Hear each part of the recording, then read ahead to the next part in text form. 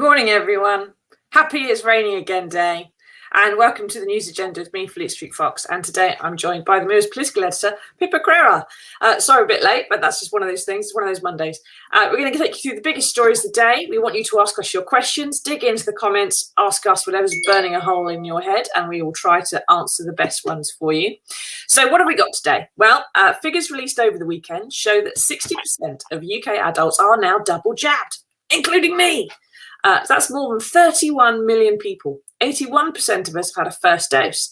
There's pictures in the paper there of younger adults now able to have the vaccine queuing around the block: Bristol, Manchester, Tyneside, London. So with those who were thought to be a bit vaccine hesitant, so delighted to get the jab, the question is, when can we get back to something resembling a normal life? Now, 800 TUI staff are going to march on Westminster on Wednesday, demanding more countries are added to the green list to help protect 1 million British jobs in the aviation industry. It's a bit funny they're rushing to save summer when it's already half over, but there we are. Now, Pippa, what are the chances that the government is going to ease travel restrictions for those who've been double jabbed? Because that would appear to make sense. I think longer term, the chances are quite high. I think imminently not. And a lot of it comes down to how many people have been double jabbed. I mean, you mentioned the 60% figure there. I'm getting my second vaccine this afternoon, so we'll be soon be joining that list of people. But until you get to a point where more people, the vast majority of the population, have been double jabbed, then I think the government would feel that it was A, discriminatory, and B, not safe to be able to allow people who sort of extra privileges, special privileges, who've had their second jab, because of course they have set the agenda on who gets jabbed first. Clearly, we all supported the older and more vulnerable people in the population get it being priority, but there, as we saw this weekend in that great picture of people queuing in the mirror there, there were long queues of younger people. There was some speculation that younger people might not be up for taking the jab, but they've been proven wrong by the hundreds of thousands of 18 to 24-year-olds that have come out over the weekend to get their first jab. Obviously, the hope of not just holidays, Susie, but also being able to return to concerts and nightclubs and festivals, and of course doing their bit for society more broadly, have incentivized people to join those queues in the rain. Yeah, I can't wait to refuse them to go to festivals again because it's muddy and horrible and crap. But other countries are doing more than us. They're travelling with less stringent conditions, a jab certificate and a pre-departure test rather than all these tests when you come back. And the UK's got comparatively high case rates. Now, Christine says, what about people who can't have the vaccine due to a medical reason? I think, Christine, you would just have an exemption certificate and that would be fine as well. Those people would be protected by everybody else having the vaccine. That's the herd immunity principle. So you would still be able to travel if your doctor says you can travel, but you would have an exemption certificate, and those people who can't get jab would cover that. But the UK's comparatively high case rate, which is 85 in 100,000 people, Portugal's 68, Spain's 50, Greece is 35, 14 in Italy. Why aren't we all going to Italy? Is the fear that those places either will have new variants that the unvaccinated could bring back here, children, for example, or is it just that they haven't had the Delta variant yet and we think they're going to? So our sort of genomic sequencing is much more advanced than, I mean, it's one of the best in the world. So we're so far the best able to identify not just which variants are here, but sort of the scale. So the Delta variant is here, and something like 95% of our new cases now are the Delta variant, and we can track that very accurately. And while it's absolutely the case to say that some of these other countries in the EU and of course in the States as well have much lower cases of the Delta variant, we don't know yet whether actually they are accurate reflections of how much variant there is there. Yes, I mean, I think there is a fear about new variants being brought back, which could be even more transmissible than the Delta variant. But also I think that there's a sort of an anxiety among some ministers that the border policy in Britain has been a bit all over the place, frankly. I mean, last summer countries were being put on and off the list of travel corridors, and it's been much more restrictive so far this year than we'd expected. And we obviously there's a lot of pressure on the government for the travel industry to open up. And lots of people want to be able to sort of pop over to Spain or to France or to Italy, like you say, with much lower case rates. But because the border policy has been a bit all over the place, we know about India going on the red list much later than it should have done, frankly, and that maybe would have meant that we had much lower cases of the Delta variant in this country. There's a nervousness amongst government now that if it gets it wrong again, then when things are generally going much better with the handling of COVID because of the vaccine rollout, then that could set that back. Exactly. How many cock-ups will the British people stand for? Quite a few so far. But anyway, Mike says there's some suspicion that Johnson doesn't want unrestricted foreign travel because people would realise other countries are far more open than the UK. Mike, that's just really cynical. I can't believe anyone would think that of Boris Johnson, that he would be quite so brazen about it. Lizzie says 60%, what country? Oh, sorry, England, I believe, Lizzie. 60% of adults in England. Now, we've got a question from David Gannon on Twitter. He says, I've had 2 jabs of the AstraZeneca, so how come I have to wear a face mask in Tesco on a Sunday morning, but I can remove it to talk to my mate in a pub on a Sunday afternoon? There's a lot of stuff that doesn't make much sense here, really.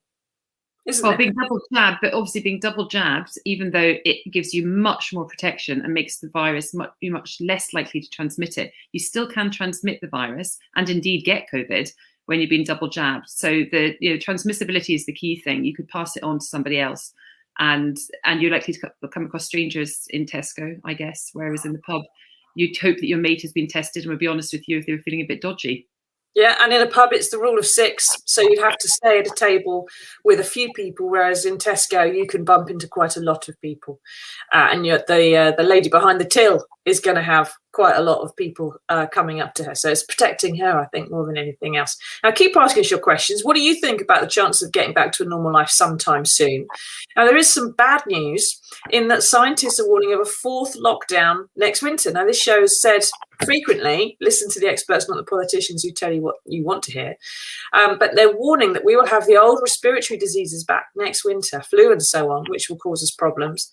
But perhaps more worryingly, they say that children in the next few months will be the main reservoir left for COVID to circulate in the population, perhaps throwing up new variants. Now, anyone who's ever spent any time with anyone of school age knows they are basically walking biological warfare experiments, and the chance of them developing something very deadly is pretty high, really, with the average common cold, never mind a coronavirus.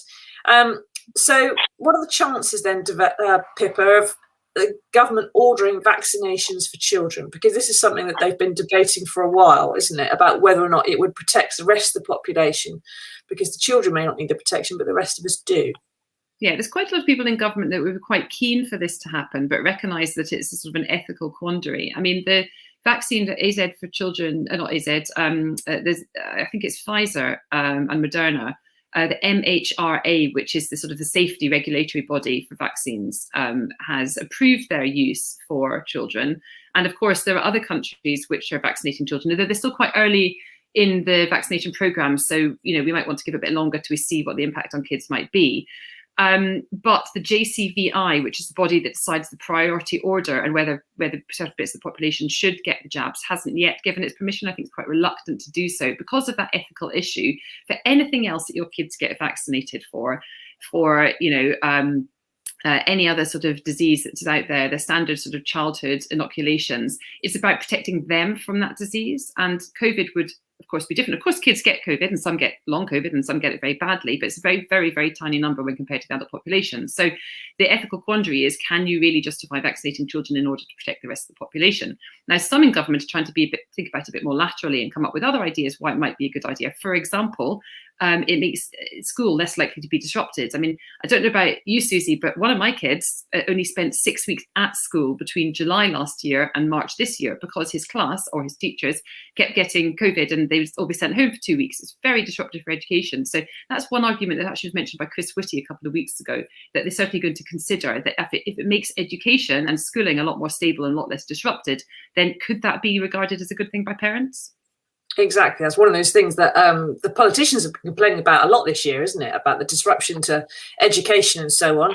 Save them a few headaches as well. Now, Jack, morning, Jack. You've found the caps lock. You can still get it with a double jab, a weepy face. What's the point in having it then? You can't, I think I'm right, Pippa, you can't personally be ill with COVID, really, after you've had the second jab. You can catch it, but you can't suffer from it. There's a tiny chance, like, you know, you're sort of like 99% affected from protected rather from ending up in hospital with serious illness. So you could get a sniffle, but you're very, very unlikely to end up in hospital. But you can still transmit it to others. As Donna says there, you're probably not going to be incredibly ill. You're going to be much, much better off. If you were going to be on a ventilator, you won't be on a ventilator if you're double jabbed. If you're going to be off work, then you won't be off work if you're double jabbed, basically. So that's why you have it, Jack. Don't be daft. Go and get it. Selena says, do all carers have to be vaccinated now? They're talking about doing that and making it mandatory. I don't believe they've actually made it a rule yet, because there's been some backlash, hasn't there, Pippa? What are the chances of actually coming through? It seems reasonable to me. It's what the government wants to do. There is the threat of a legal challenge. Although there was a judgment by our equality watchdog a month or so ago that regarded the right of people not to be infected by by COVID in their care homes by their carriers outweighed the right of those who didn't want, for whatever reason, to get vaccinated, because ultimately they could get another job. Now that might seem harsh, but if it comes down to protecting the most vulnerable and keeping them alive, and I think the judgment is that is a rule worth bringing in. Yeah, and most surgeons, I think it is, have to be vaccinated against one of the strains of hepatitis, because there is a chance, if you're carrying out surgery on someone, that you could infect them if you've got that, and that's just too much. So you can't be a surgeon if you don't have that hepatitis jab, which seems reasonable. And most people I know who work in care do so because it's a vocation. They want to care for people, they want to protect people and help them. So it's a case, I think, of educating people properly and making sure they know that's what's going on. Rod says the anti-vax conspiracy theorists don't care for facts. It doesn't matter. We're in a world at the moment. It doesn't matter what facts you give people. It doesn't really change anybody's mind. It just seems to make everyone more certain of whatever they thought before the fact appeared, which is odd and unusual, and I'd like it to change. But keep asking us your questions. We have to move on to the next story now. Now, can you cast your mind back to 2019? You might remember a chap called Sajid Javid being Chancellor of the Exchequer. He was fired because he wouldn't do whatever Boris Johnson told him to, and he wouldn't just produce money out of thin air. Fast forward, and on page 2 of the Mirror today, we can see a story about the Prime Minister's spending promises for royal yachts, triple lock pensions, social care overhaul, all being thrown in the bin because Rishi Sunak won't let him do it. Apparently, it's going to cost £1 trillion to reach Boris Johnson's pledge to get to net zero, and there isn't any money left. Literally. So, Pippa, what's going on? Can Rishi actually do this? And why doesn't Boris just sack him again if he's not doing his job? I think it's a bit more complicated than that this time round. I mean, of course, with Sajid Javid, ultimately he fell foul of Dominic Cummings and his refusal to, first of all, sack a particular advisor, and secondly, to then have his Treasury communications team taken into number 10 in one unit, and that's ultimately what brought him down as Chancellor. There's rumours that he would make a comeback in some other role at some point. With Rishi Sunak and Boris Johnson, it's a little bit different. Sunak and Treasury ministers and officials are a bit fed up with Boris Johnson being very profligate and coming out with all these spending pledges without even in some cases telling them, apparently. And in some cases, this is, sort of hundreds of millions or even billions of pounds. And there's some, this is all set against the background of us having spent £400 billion on our COVID response, and the fact that at some point we're going to have to start paying that back, and how you go about doing that. At the same time, Boris Johnson has all these plans for a massive infrastructure investment, wants to carry on with HS2, for example, which is going to be over 100 billion quid's worth. And counting. Plus, he's got the climate change pledges, which you mentioned earlier. There's a big summit later this autumn. And then the really topical one this week is social care, again, which Boris Johnson, of course, promised that he'd a plan to fix when he arrived at Downing Street almost a couple of years ago. And yet we've seen nothing of it yet. Now, that will be expensive. And these tensions really get to the heart of the different type of Prime Minister that Boris Johnson is, because he's a big spending Tory. He's kind of like a chameleon. He manages to adapt himself to be whatever he thinks would be an electoral success. And in this case, his whole levelling up agenda, whatever that actually means, spending on house building and infrastructure and so on, but also very costly. Whereas Rishi Sunak is a much more traditional fiscal hawk and wants to try to keep the books balanced, and certainly, well, if not balanced, then certainly have some sight of them being balanced in the future.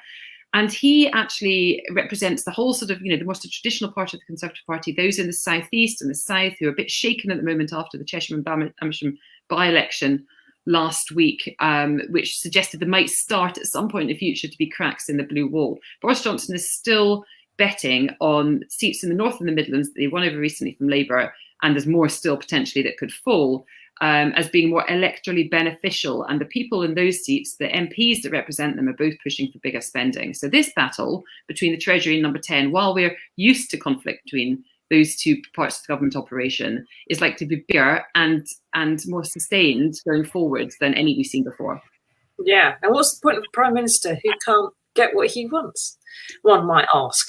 Now, keep asking us your questions. What do you think about our chance of getting back to normal? Do you want your children vaccinated? I would happily have mine vaccinated. In fact, she's happy to be vaccinated. She keeps asking me when she's getting her jab. She's only 5, but she's paying attention to the news, so perhaps that's why. But we do have a bit of good news to bring you, and here it is.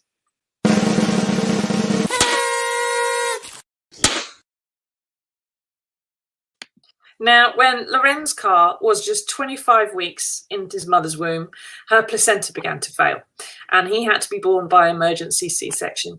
His skin was so thin she could see his organs through it, and he fit into the palm of his father's hand. The incubator wasn't keeping him warm enough. The blankets were far too rough for his delicate skin. So doctors found a use, finally, for all that Amazon packaging that is blocking up our lives. And they mimicked his mother's womb by putting Lorenz inside a plastic sandwich bag and then wrapping him in bubble wrap. And look, there he is. He's thriving. He's doing well. He's hitting all his milestones. Everything's brilliant. I suppose it just proves, Pippa, that all that packaging we have to deal with can come in useful if you put your mind to it. Yeah, I mean, it's a really heartwarming story, this, isn't it? And it also, I think, again, shows the ingenuity of doctors, that they are able to kind of think, presumably quite quickly. The incubator wasn't working for the baby in this case. Presumably every minute counted, and they thought, how can we best replicate the mother's womb? And whether or not somebody had an Amazon package arriving at work, or one would hope that it had been sterilised, and certainly the packaging, the sandwich, cheese and ham sandwich at lunchtime. But regardless, it worked, and there's that beautiful picture of the wee boy with his family, and I just think, again, fantastic. How great to have such innovative medics that are prepared to try anything really to save lives. Exactly. Now, Mike says today's debate, which I think is in Parliament, about planning will be very interesting given the Cheshire and Amersham by-election result.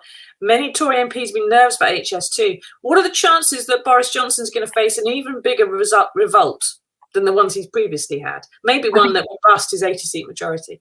I think almost certainly, but it won't be tonight, because the vote today is a Labour motion about giving communities more say in the planning changes. And while many Tory MPs, I'm sure, would agree with that, they will not politically back a Labour motion which actually doesn't do anything other than say we oppose this. What will be a difficult time for Boris Johnson is when the planning legislation eventually makes the statute books, or when it reaches the Commons before it reaches the statutes books.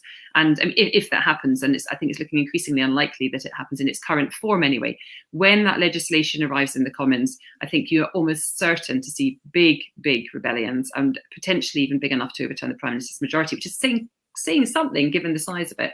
So planning is a difficult one for the government. I think they will recognise there's a lot of concern about the planning reforms, which we're likely to hear about from Tory backbenchers tonight, even if they won't necessarily follow it up with a vote against them. And Number 10, I suspect, will have to think again.